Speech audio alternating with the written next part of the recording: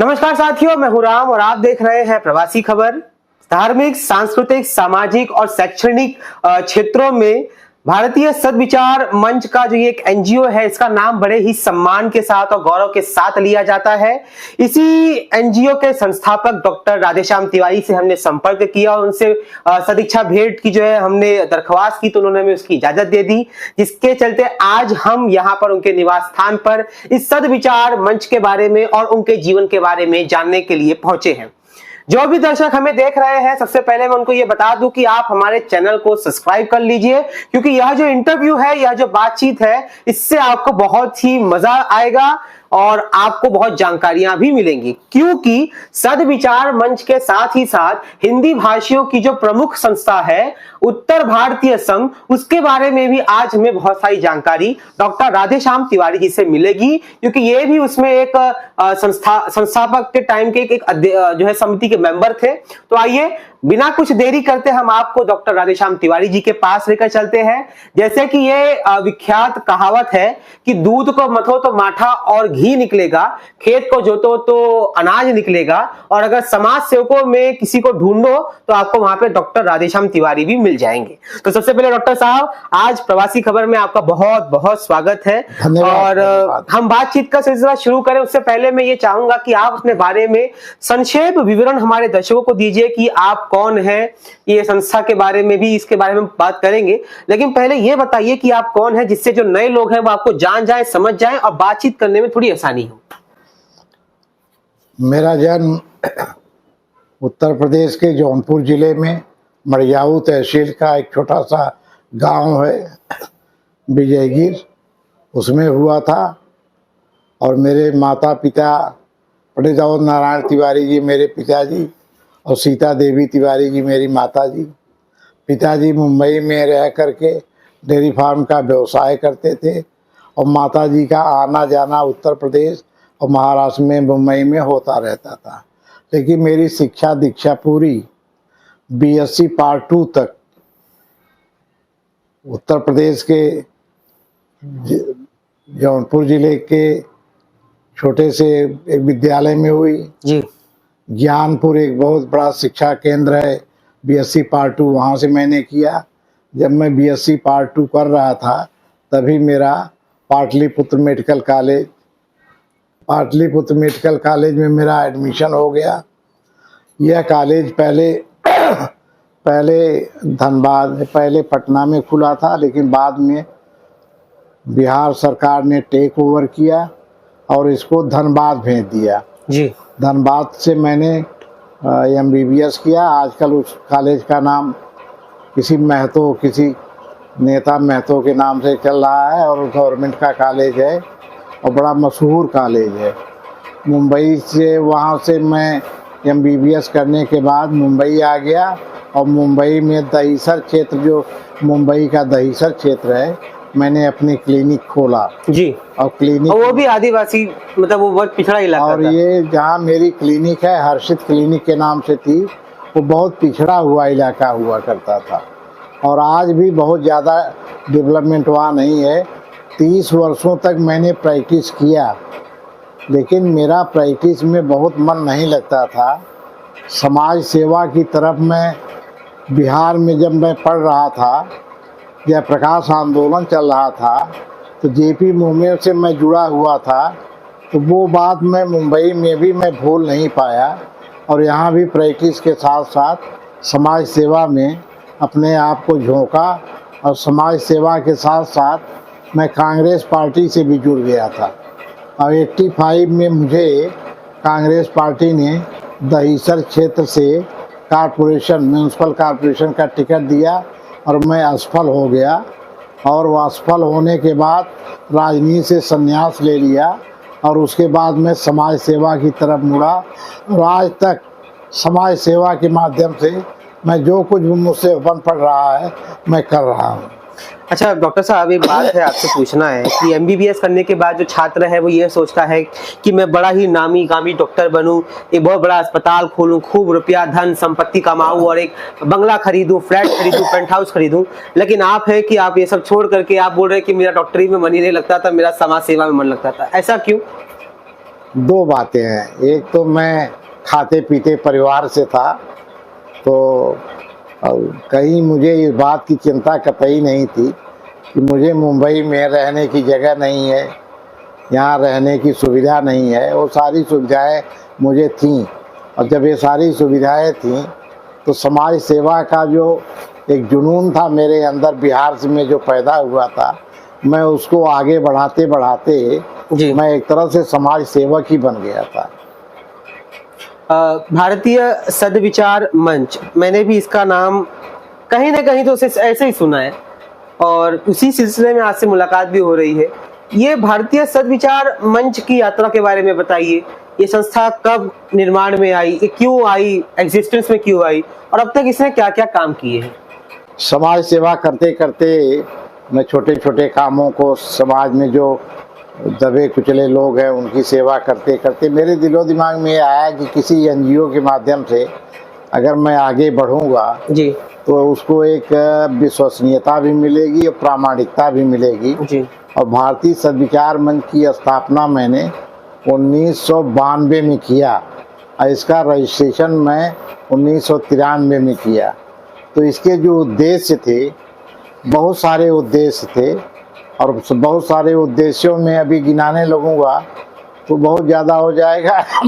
मूल रूप से समाज सेवा उसका मूल स्वर था जी।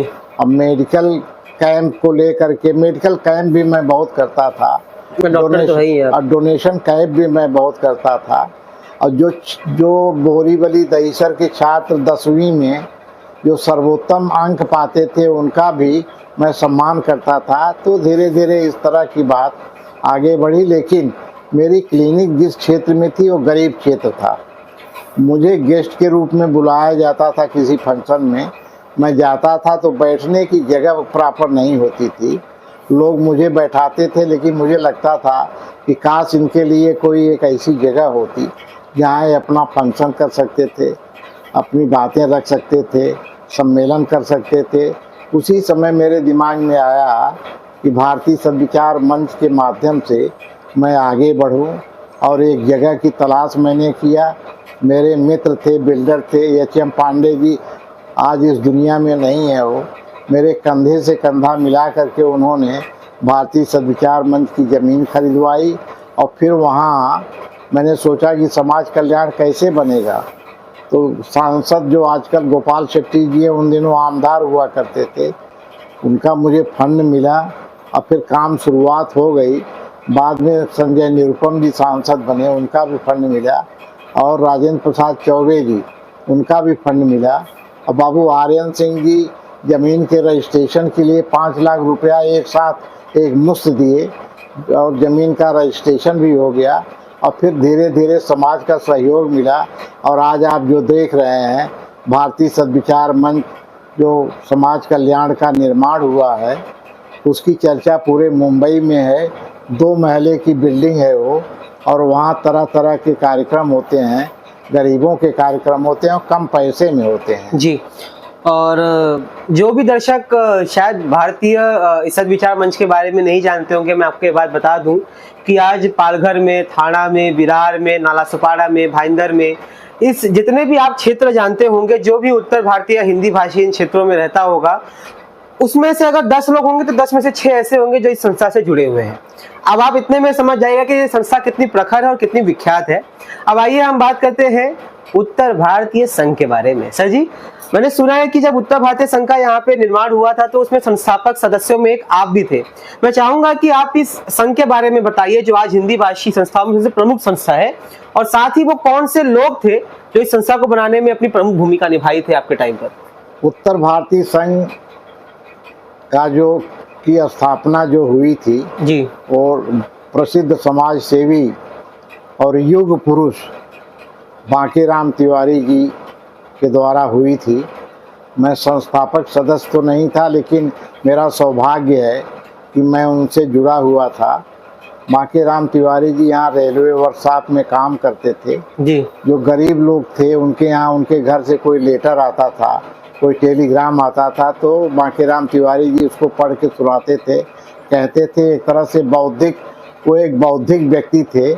फिर उनके मन में आया कि क्यों न उत्तर भारतीय संघ की स्थापना करके एक ऐसा केंद्र बनाया जाए जहाँ उत्तर भारतीय समाज के लोग आवें, वहाँ कॉलेज हो, वहाँ हॉल हो, वहाँ गेस्ट हाउस हो, लेकिन वो अपने जीवन काल में इसको पूर्णता नहीं दे पाए। उनके साथ बहुत से लोग जुड़े हुए थे और उस समय अपना समाज इतना सक्षम नहीं था कि उत्तर भारतीय भवन का निर्माण कर सके। जी। उनके मृत्यु के बाद कर्मयोगी और महाराष्ट्र विधान परिषद के सदस्य और एक बहुत बड़े उद्योगपति श्री आर्यन सिंह जी का आगमन समाज सेवा में हुआ। उन्होंने देखा कि उत्तर भारतीयों में कुछ इस तरह के लोग नहीं हैं जो आगे बढ़ कर के भवन का निर्माण कर सके, और बाबू आर्यन सिंह जी आगे बढ़ कर के उत्तर भारतीय भवन बनाने का बीड़ा उन्होंने उठाया और आज बांद्रा में उत्तर भारतीय भवन लहलहा रहा है। भव्य उत्तर भारतीय भवन, भव्य उत्तर भारतीय भवन है।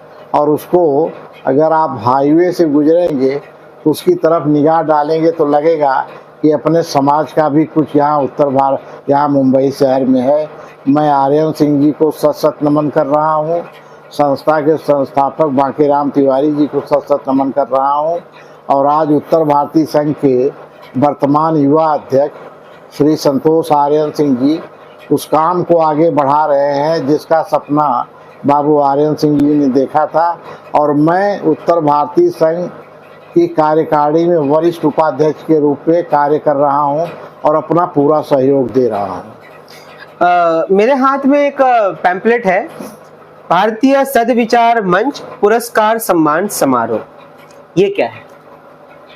मेरे दिमाग में था कि जब भारतीय सद्विचार मंच की स्थापना हुई तो मेरे दिमाग में एक ही बात थी, जो समाज के लिए समर्पित हैं जी, समाज के लिए काम करते हैं, रात दिन काम करते हैं और उपलब्धियों से भरा उनका जीवन है, उनके सम्मान में कुछ हम पुरस्कार शुरू करें ताकि उनको लगे कि समाज के लोग हमारे कामों को पहचान रहे हैं, उसको मान्यता दे रहे हैं।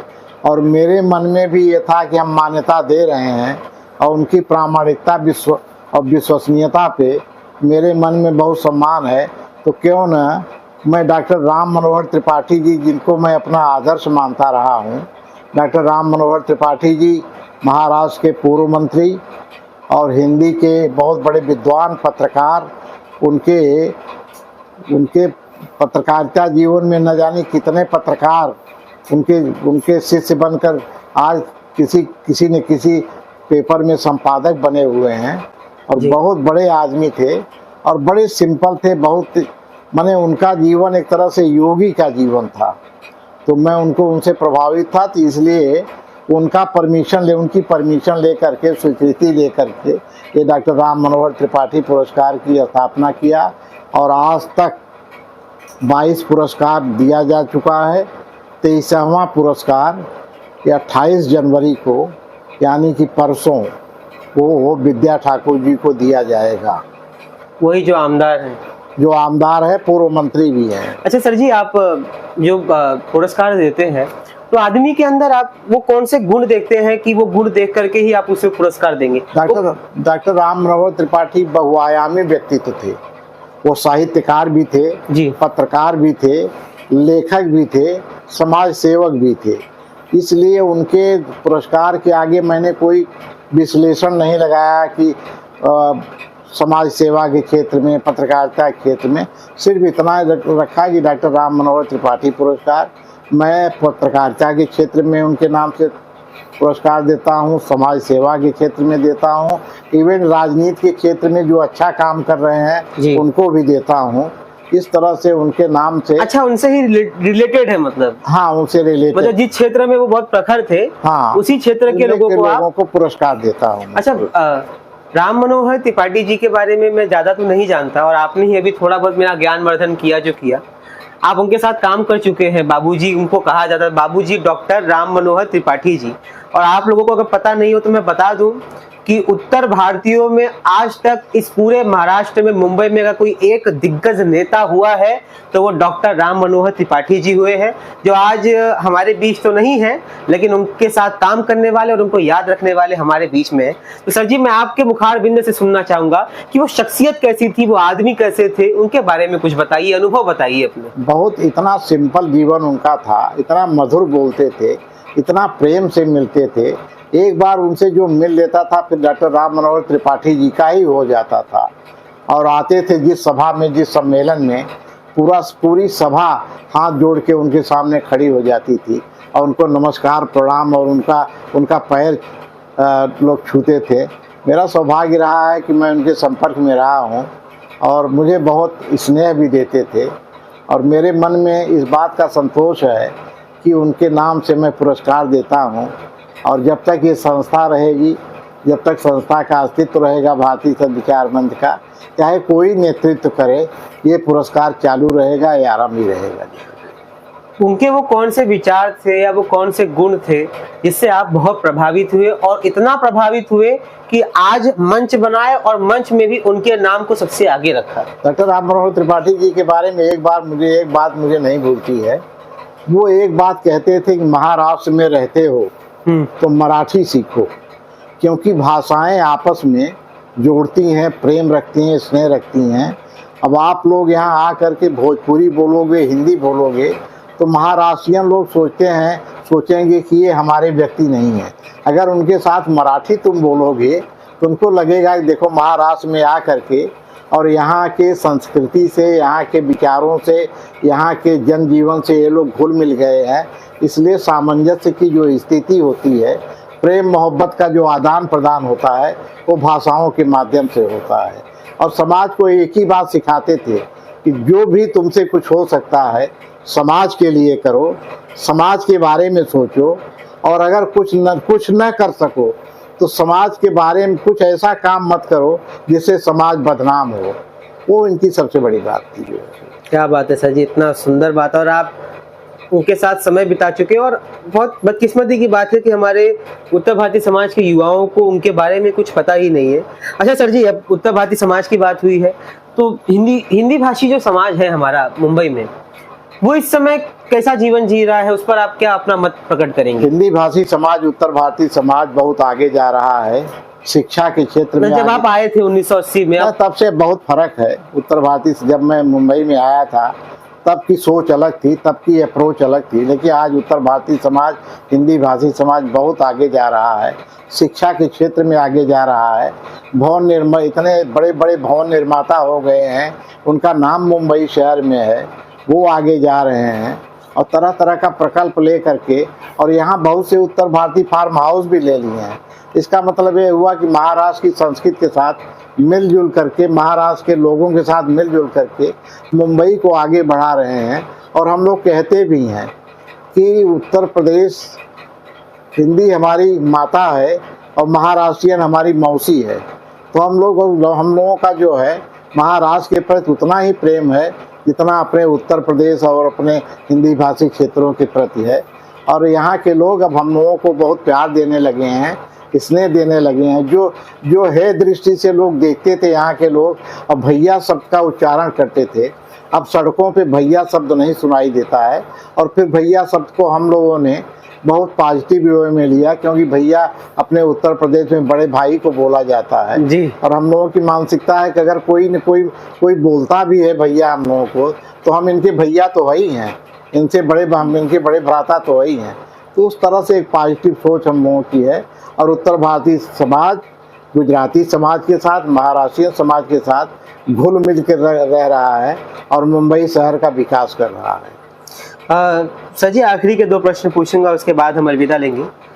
अब तक आपने भारतीय सद्विचार मंच से किन किन लोगों को जो है सम्मानित किया है? कौन से माफ करिएगा, मैंने सवाल गलत पूछा। कौन से ऐसे लोग हैं जिनका किस्मत इतना अच्छा था कि वो भारत सद्विचार मंच से सम्मानित हुए? मैं नाम उनका बता देता हूँ। ये सही प्रश्न है। उनका नाम ही काफी है। सबसे पहले मैं बाबू आर्यन सिंह जी को सम्मानित किया, डॉक्टर राम जी तिवारी जी को, जो बहुत बड़े साहित्यकार थे, उनको सम्मानित किया, फिर कृपा शंकर सिंह जी जो गृह राज्य मंत्री रहे महाराष्ट्र में और आमदार रहे, उनको सम्मानित किया। ठाकुर हरदत्त सिंह जो हमारे पत्रकारिता जगत के भीष्म पितामह कहलाते हैं हिंदी पत्रकारिता के, ठाकुर हरदत्त सिंह, ठाकुर हरदत्त सिंह जी, उनको सम्मानित किया। पंडित रामजस उपाध्याय जी यहाँ के जनजीवन में खास तौर के धार्मिक जो यहाँ का जीवन है, एक धर्मनिष्ठ थे, उनको सम्मानित किया। उत्तर भारतीय समाज कल्याण परिषद एक कल्याण की संस्था है, सबसे पहले उत्तर भारतीय भवन उन्होंने बनाया था जी, इसलिए मैंने उन लोगों को सम्मानित किया। और उसके बाद पत्रकार अश्वनी कुमार मिश्रा को सम्मानित किया और साहित्यकार हृदय मयंक को सम्मानित किया। बहुत बड़े पत्रकार थे, हिंदी ब्रिज आपको याद होगा जी, मालूम है। उसके संपादक नंद किशोर नौटियाल जी को हमने सम्मानित किया। राजम नटराजम पिल्लई साउथ इंडिया की होते हुए भी हिंदी की बहुत बड़ी ज्ञाता है और समाज और हिंदी सेवी हैं, उनको मैंने सम्मानित किया। डॉक्टर श्याम अग्रवाल को कौन नहीं जानता मुंबई शहर में, नेत्र रोग विशेषज्ञ हैं, उनको मैंने सम्मानित किया। अनूप जलोटा जी, पूरे हिंदुस्तान पूरी दुनिया में लोग उनको भक्ति के गाना गाए, हाँ भक्ति के, उनको हमने सम्मानित किया। नेम जी गंगर जो दहीसर में एक बहुत बड़ा हॉस्पिटल है, नवनीत हॉस्पिटल जी, उसके वो फाउंडर रहे, उनको हमने सम्मानित किया। आनंद शुक्ला जी जो यशोभूम के संपादक थे जी, उनको हमने सम्मानित किया पत्रकारिता के क्षेत्र में। डॉक्टर शारदा प्रसाद शर्मा शिक्षा के क्षेत्र में बहुत है, उनका मलाड में बहुत बड़ा कॉलेज चलता है और बनारस में भी उन्होंने एक अस्पताल बनाया है, वहाँ भी उनको भी सम्मानित किया। रमेश दुबे को कौन नहीं जानता मुंबई शहर में, यहाँ के 2 बार एमएलए रहे, कारपोरेशन में 15 साल तक कारपोरेटर रहे और बाद में मिनिस्टर हुए और बाद में भदोही में जा कर के या सांसद भी बने, उनको हमने सम्मानित किया रमेश दुबे जी को। गोपाल शेट्टी जी जो इस समय सांसद हैं हमारे क्षेत्र के उत्तर मुंबई के, उनको सम्मानित किया। लल्लन तिवारी जी को कौन नहीं जानता है, शिक्षा सम्राट बोले जाते हैं, उनको हमने सम्मानित किया। विजय नारायण पंडित कल्याण के बहुत बड़े समाज सेवी हैं, उनको हमने सम्मानित किया। समीर अंजान जी को कौन नहीं जानता दुनिया में, कम से कम उन्होंने 6000 हिंदी फिल्मों के गीत लिखे हैं, उनको मैंने सम्मानित किया। कोरोना काल की वजह से 2020 में हम किसी को सम्मानित नहीं कर पाए। और उसके बाद कुमार बिहारी पांडे जी जो बिहार के रहने वाले थे, वहाँ बहुत बड़ा कॉलेज चलाते थे, मुंबई में बहुत बड़ा उद्योग था उनका, उनको सम्मानित किए। मुजफ्फर हुसैन जी मीरा रोड में 2 बार एमएलसी रह चुके हैं। बोकार्ड हॉस्पिटल जो चल रहा है उन्हीं का बनाया हुआ, शिक्षा के क्षेत्र में बहुत काम किया, उनको भी सम्मानित कर चुके हैं। और ये 28 जनवरी को श्रीमती विद्या जयप्रकाश ठाकुर जी जो आजकल एमएलए हैं और पूर्व मंत्री रह चुके हैं, उनको सम्मानित किया। बहुत बहुत अच्छे काम है, बहुत बहुत धन्यवाद डॉक्टर राधेश्याम जी आपका। और मैं एक बात बताना चाहता हूँ, आपने पूछा ना, और भी 2 सम्मान हम देते हैं भारतीय सद्विचार मंच की ओर से। एक बाबू आर्यन सिंह जी के सम्मान में बाबू आर्यन सिंह आदर्श समाज सेवी सम्मान दिया जाता है।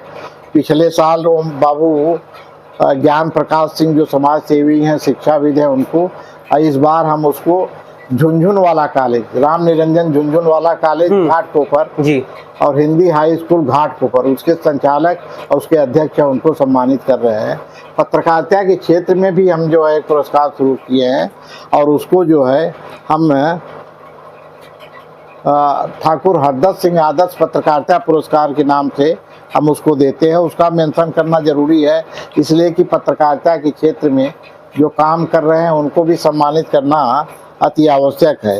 हाँ, तो चौथा स्तंभ है। हाँ, एक ब्रजमोहन पांडे जी, ब्रजमोहन पांडे जी को सम्मानित किया, आनंद राज्यवर्धन जी को, राघवेंद्र द्विवेदी जी को, विमल मिश्रा जी को, अनिल गलगली जी को, और इस बार 28 तारीख को श्री नारायण तिवारी जी को हम सम्मानित करने जा रहे हैं। बात मैं अगर आप इजाज़त दें तो जोड़ना चाहता हूँ। भारतीय सद्विचार मंच की ओर से हमने एक गांव गोद लिया हुआ है, उस गांव के सुख दुख में हम साथ में रहते हैं। और मैं व्यक्तिगत एक बात भूल गया था, मेरे पिताजी पंडित अवध नारायण तिवारी के नाम पे अंधेरी ईस्ट में पंडित अवध नारायण तिवारी का मार्ग का नामकरण हुआ है, जो महानगर पालिका ने रखा और मेरे लिए गर्व की बात है।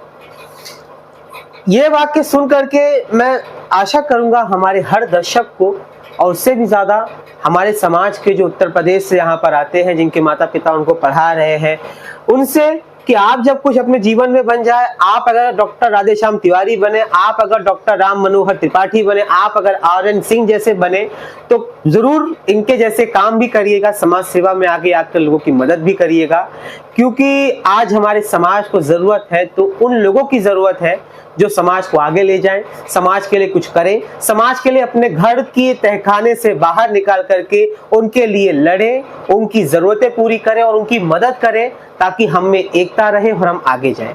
इसी के साथ आप देख रहे हैं प्रवासी खबर। मैं हूं राम और सबको जय श्री राम।